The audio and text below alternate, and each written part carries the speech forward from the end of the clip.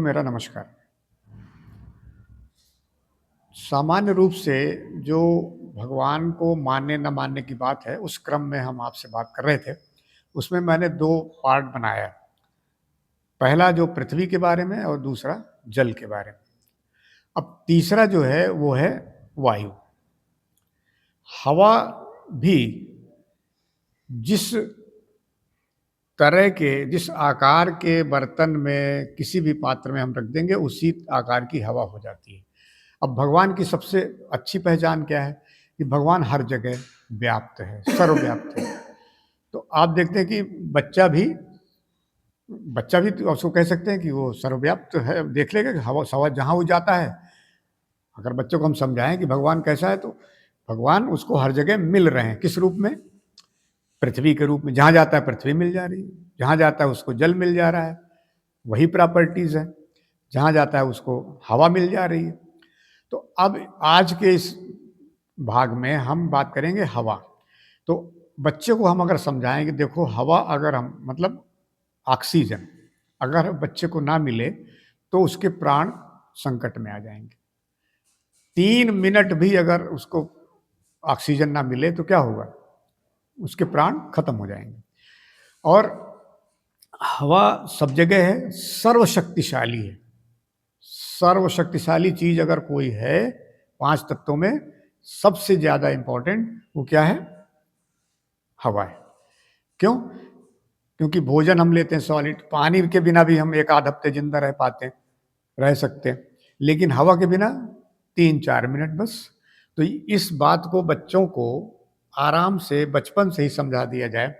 ये मेरा उद्देश्य है इस तरह के वीडियो बनाने का, कि हम बचपन से ही बच्चों को ये बता दें कि भगवान कोई अलग चीज नहीं है कि वो 7वें आसमान में रहता है, स्वर्ग में रहता है और स्वर्ग की रचना नहीं।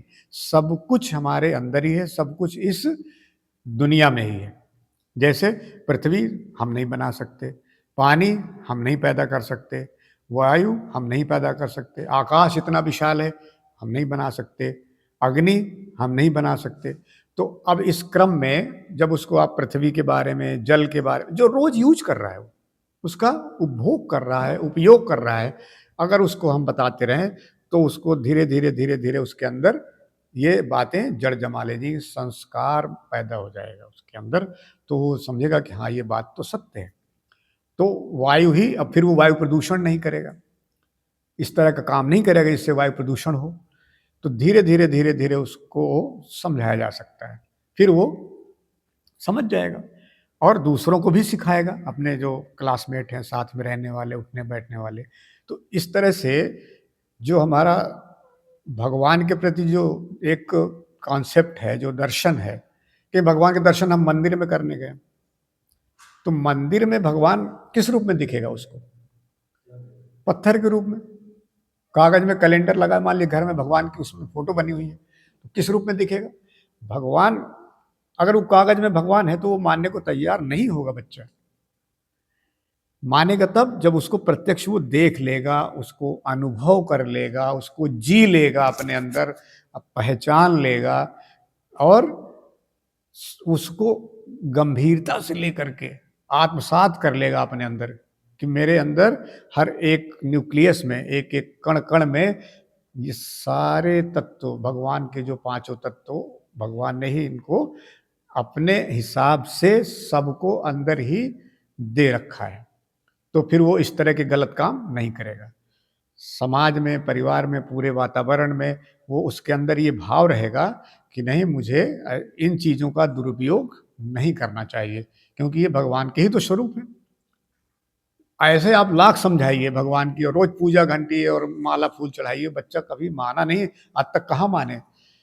आज तक हम बच्चों को ये नहीं सिखा पाए कि भगवान है कहाँ, क्यों है, क्यों हम लड्डू पेड़ा चढ़ा रहे हैं, फूल माला दूध चढ़ा रहे हैं। इसलिए वो मानता नहीं, इसलिए फिर वो नास्तिक हो जाता है। अगर हम बचपन से ये बच्चों को सिखा दें कि देखो यही भगवान है, ये ना मिले तो, ऑक्सीजन ना मिले तो, जल ना मिले तो। जल के बारे में मैंने कई बार, कई उसमें वीडियो मैंने बताया कि जल ये सविता देवता का, सूर्य देवता का ये वीर्य है। जैसे मनुष्य का वीर्य एक माँ के गर्भ में जा करके बच्चा पैदा कर देता है। उसी तरह सविता का जो वीर्य जल है, वो धरती की कोख में जा करके, डायरेक्ट हम उसको नहीं पी सकते। वो पहले धरती माँ के गर्भ में जाएगा, फिर वहाँ से शुद्ध हो जाएगा और भी तमाम खनिज, मिनरल्स उसमें सब सम्मिलित हो जाएँगे और जब हम उसको ट्यूबवेल से, कुआँ खोद करके, हैंड पाइप से निकालते हैं, तब वो पानी पीने लायक होता है। तो इस बात को उसको समझ में आना चाहिए। The earth is the only planet where it rains. धरती एकमात्र ग्रह है जहाँ पानी बरसता है। ये हम बच्चों को पढ़ाते हैं स्कूल में, सिलेबस में। तो पानी कोई ऐसे ही पानी नहीं है, नहीं तो फिर वेस्ट करता रहेगा। अब देखें, मंजन करना है, कोई भी नहाना है, तो कितना पानी वेस्ट करता है? उतना ही लीजिए जितनी ज़रूरत है। नहीं, तो जैसा कहा ही जाता है कि अगला विश्व किसके लिए होगा? जल के लिए होगा। हवा देखिए इतनी खराब है, शहर में चले जाइए, हमारी कैपिटल सिटी दिल्ली की हवा कितनी खराब है। AQI जिसे कहते हैं, एयर क्वालिटी इंडेक्स। तो अगर ये हम बचपन से बच्चों को समझाने लग जाएं, ये ड्यूटी पेरेंट्स की है।